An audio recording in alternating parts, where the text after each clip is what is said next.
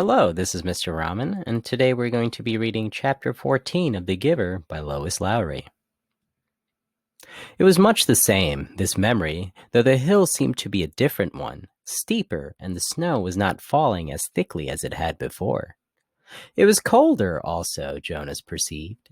He could see, as he sat waiting at the top of the hill, that the snow beneath the sled was not thick and soft as it had been before, but hard and coated with bluish ice. The sled moved forward, and Jonas grinned with delight, looking forward to the breathtaking slide down through the invigorating air. But the runners, this time, couldn't slice through the frozen expanse as they had on the other snow-cushioned hill. They skittered sideways, and the sled gathered speed. Jonas pulled at the rope, trying to steer, but the steepness and speed took control from his hands, and he was no longer enjoying the feeling of freedom, but instead, terrified, was at the mercy of the wild acceleration downward over the ice. Sideways, spinning, the sled hit a bump in the hill, and Jonas was jarred loose and thrown violently into the air. He fell with his leg twisted under him and could hear the crack of bone. His face scraped along jagged edges of ice, and when he came, at last, to a stop, he lay shocked and still, feeling nothing at first but fear. Then the first wave of pain. He gasped. It was as if a hatchet lay lodged in his leg, slicing through each nerve with a hot blade. In his agony, he perceived the word fire and felt flames licking at the torn bone and flesh. He tried to move and could not. The pain grew. He screamed. There was no answer. Sobbing, he turned his head and vomited onto the frozen snow. Blood dripped from his face into the vomit. "No!" he cried, and the sound disappeared into the empty landscape, into the wind. Then, suddenly, he was in the annex room again, writhing on the bed. His face was wet with tears.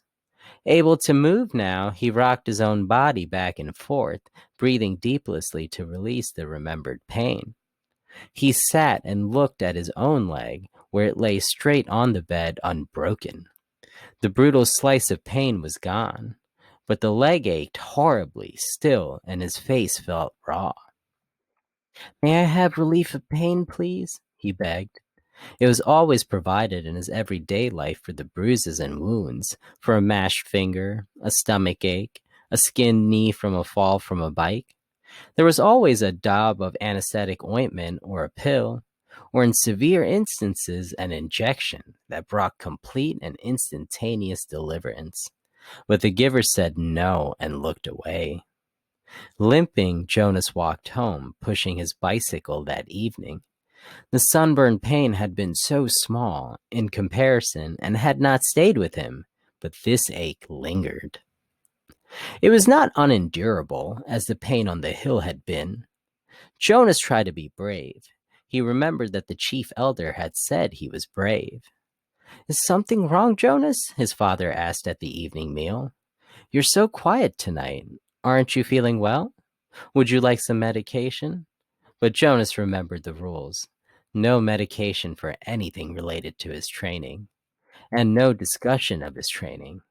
At the time for sharing of feelings, he simply said that he felt tired, that his school lessons had been unusually demanding that day.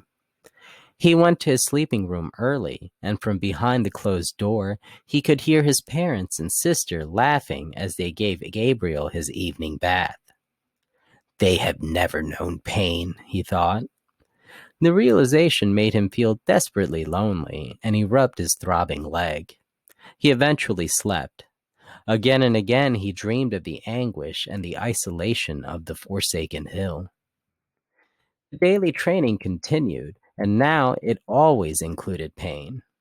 The agony of the fractured leg began to seem no more than a mild discomfort as the giver led Jonas firmly, little by little, into the deep and terrible suffering of the past. Each time in his kindness, the giver ended the afternoon with a color-filled memory of pleasure. A brisk sail on a blue-green lake, A meadow dotted with yellow wildflowers, an orange sunset behind mountains. It was not enough to assuage the pain that Jonas was beginning now to know. Why? Jonas asked him after he had received a tortuous memory in which he had been neglected and unfed. The hunger had caused excruciating spasms in his empty, distended stomach. He lay on the bed aching. Why do you and I have to hold these memories? It gives us wisdom, the giver replied. Without wisdom, I could not fulfill my function of advising the committee of elders when they call upon me. But what wisdom do you get from hunger? Jonas groaned. His stomach still hurt, though the memory had ended. Some years ago, the giver told him, before your birth, a lot of citizens petitioned the committee of elders. They wanted to increase the rate of births. They wanted each birth mother to be assigned 4 births instead of 3, so that the population would increase and there would be more laborers available. Jonas nodded, listening. That makes sense. The idea was that certain family units could accommodate an additional child. Jonas nodded again. Mine could, he pointed out. We have Gabriel this year, and it's fun having a third child. The committee of elders sought my advice, the giver said. It made sense to them, too, but it was a new idea, and they came to me for wisdom. And you used your memories? The giver said yes, and the strongest memory they came was hunger. It came from many generations back, centuries back. The population had gotten so big that hunger was everywhere, excruciating hunger and starvation. It was followed by warfare. Warfare? It was a concept that Jonas did not know, but hunger was familiar to him now. Unconsciously, he rubbed his own abdomen, recalling the pain of its unfulfilled needs. So you describe that to them. They don't want to hear about pain, they just seek the advice. I simply advise them against increasing the population. But you said that was before my birth. They hardly ever come to you for advice. Only when what was it you said? When they have a problem they've never faced before. When did it happen last? Do you remember the day when the plane flew over the community? Yes, I was scared. So were they. They prepared to shoot it down, but they sought my advice. I told them to wait. But how did you know? How did you know the pilot was lost? I didn't. I used my wisdom from the memories. I knew that there had been times in the past, terrible times, when people had destroyed others in haste, in fear, and had brought about their own destruction. Jonas realized something. That means, he said slowly, that you have memories of destruction, and you have to give them to me too, because I have to get the wisdom. The giver nodded. But it will hurt, Jonas said. It wasn't a question. It will hurt terribly, the giver agreed. But why can't everyone have the memories? I think it would seem a little easier if the memories were shared. You and I wouldn't have to bear so much by ourselves if everyone took a part. The giver sighed. You're right, he said. But then everyone would be burdened and pained. They don't want that. And that's the real reason the receiver's so vital to them and so honored. They selected me and you to lift that burden from themselves. When did they decide that? Jonas asked angrily. Wasn't fair. Let's change it. How do you suggest we do that? I've never been able to think of a way, and I'm supposed to be the one with all the wisdom. But there are 2 of us now, Jonas said eagerly. Together we can think of something. The giver watched him with a wry smile. Why can't we just apply for a change of rules? Jonas suggested. The giver laughed. Then Jonas too chuckled reluctantly. The decision was made long before my time or yours, the giver said, and before the previous receiver, and he waited. Back and back and back. Jonas repeated the familiar phrase. Sometimes it had seemed humorous to him. Sometimes it had seemed meaningful and important. Now it was ominous. It meant, he knew, that nothing could be changed. The new child, Gabriel, was growing and successfully passed the tests of maturity that the nurturers gave each month. He could sit alone now, could reach for and grasp small play objects, and he had 6 teeth. During the daytime hours, Father reported, he was cheerful and seemed of normal intelligence. But he remained fretful at night, whimpering often, needing frequent attention.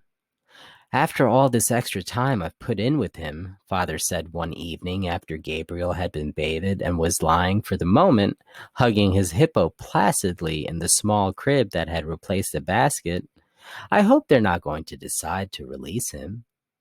Maybe it would be for the best, Mother suggested. I know you don't mind getting up with him at night, but the lack of sleep is awfully hard for me. If they release Gabriel, can we get another new child as a visitor? Asked Lily. She was kneeling beside the crib, making funny faces at the little one, who was smiling back at her. Jonas's mother rolled her eyes in dismay. No, Father said, smiling. He ruffled Lily's hair. It's very rare, anyway, that a new child's status is as uncertain as Gabriel's. It probably won't happen again, for a long time. Anyway, he sighed, they won't make the decision for a while. Right now we're all preparing for a release we'll probably have to make very soon. There's a birth mother who's expecting twin males next month. Oh dear, Mother said, shaking her head. If they're identical, I hope you're not the one assigned. I am. I'm next on the list. I'll have to select the one to be nurtured and the one to be released. It's usually not hard, though. Usually it's just a matter of birth weight. Release the smaller of the two. Jonas, listening, thought suddenly about the bridge and how standing there he had wondered what lay elsewhere. Was there someone there, waiting, who would receive the tiny released twin? Would it grow up elsewhere, not knowing ever that in this community lived a being who looked exactly the same? For a moment he felt a tiny, fluttering hope that he knew was quite foolish. He hoped that it would be Larissa waiting. Larissa, the old woman he had bathed. He remembered her sparkling eyes, her soft voice, her low chuckle. Fiona had told him recently that Larissa had been released at a wonderful ceremony. But he knew that the old were not given children to raise. Larissa's life elsewhere would be quiet and serene as befit the old. She would not welcome the responsibility of nurturing a new child who needed feeding and care and would likely cry at night. Mother, father, he said, the idea coming to him unexpectedly. Why don't we put Gabriel's crib in my room tonight? I know how to feed him and comfort him, and it would let you and father get some sleep. Father looked doubtful. You sleep so soundly, Jonas. What if his restlessness didn't wake you? It was Lily who answered that. If no one goes to tend Gabriel, she pointed out, he gets very loud. He'd wake all of us if Jonas slept through it. Father laughed. You're right, Lily Billy. All right, Jonas, let's try it, just for tonight. I'll take the night off and we'll let Mother get some sleep too. Gabriel slept soundly for the earliest part of the night. Jonas, in his bed, lay awake for a while. From time to time, he raised himself on one elbow, looking over at the crib. The new child was on his stomach, his arms relaxed beside his head, his eyes closed, and his breathing regular and undisturbed. Finally, Jonas slept too. Then, as the middle hours of the night approached, the noise of Gabe's restlessness woke Jonas. The new child was turning under his cover, flailing his arms and beginning to whimper. Jonas rose and went to him. Gently he patted Gabriel's back. Sometimes that was all it took to lull him back to sleep, but the new child still squirmed fretfully under his hand. Still patting rhythmically, Jonas began to remember the wonderful sail that the giver had given him not long before. A bright, breezy day on a clear turquoise lake, and above him the white sail of the boat billowing as he moved along in the brisk wind. He was not aware of giving the memory, but suddenly he realized that it was becoming dimmer, that it was sliding through his hand into the being of the new child. Gabriel became quiet. Startled, Jonas pulled back what was left of the memory with a burst of will. He removed his hand from the little back and stood quietly beside the crib. To himself, he called the memory of the sail forward again. It was still there, but the sky was less blue, the gentle motion of the boat slower, the water of the lake more murky and clouded. He kept it for a while, soothing his own nervousness at what had occurred, then let it go and returned to his bed. Once more toward dawn, the new child woke and cried out. Again Jonas went to him. This time he quite deliberately placed his hand firmly on Gabriel's back and released the rest of the calming day on the lake. Again, Gabriel slept. But now Jonas lay awake thinking. He no longer had any more than a wisp of the memory, and he felt a small lack where it had been. He could ask the giver for another sail, he knew. A sail perhaps on ocean next time, for Jonas had a memory of ocean now and knew what it was. He knew that there were sailboats there too, in memories yet to be acquired. He wondered, though, if he should confess to the giver that he had given a memory away. He was not yet qualified to be a giver himself, nor had Gabriel been selected to be a receiver. That he had this power frightened him. He decided not to tell. End of chapter 14.